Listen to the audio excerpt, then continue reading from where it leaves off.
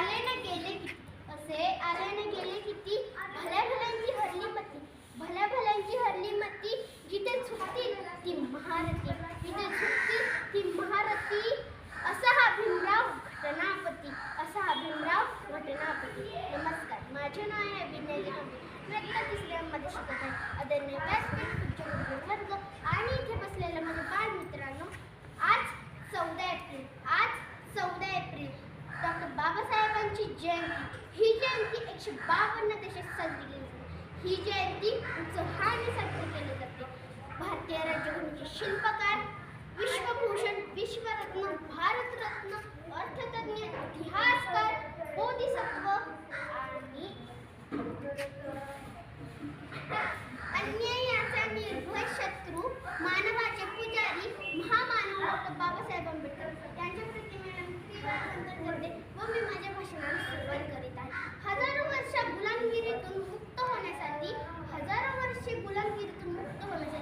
14 April 1891 साली रामजी व भीमांच्या पोटी एक क्रांतीसूर्य जन्मला.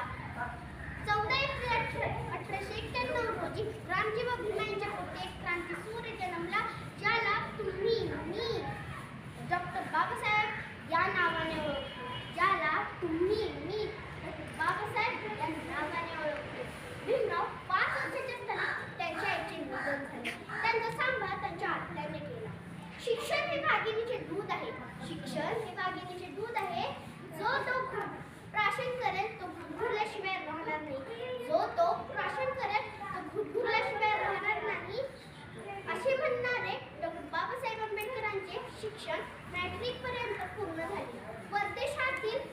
परदेशात उच्च शिक्षणासाठी त्यांना सयाजीराव गायकवाड व राजश्री शाहू महाराज यांनी मदत केली. शिक्षण पूर्ण झाल्यावर भारतात आल्यानंतर त्यांना अनुभवलेल्या प्रसंगामधून मात्र एवढे समजले की जर आपल्या समाजाला गुलामगिरीतून मुक्त होण्यासाठी शिक्षणाची गरज आहे. त्यांच्या मनात असा विचार आला. त्यांनी शिका, संघटित व्हा आणि संघर्ष करा असा संदेश दिला. धन्यवाद. जय हिंद, जय भारत.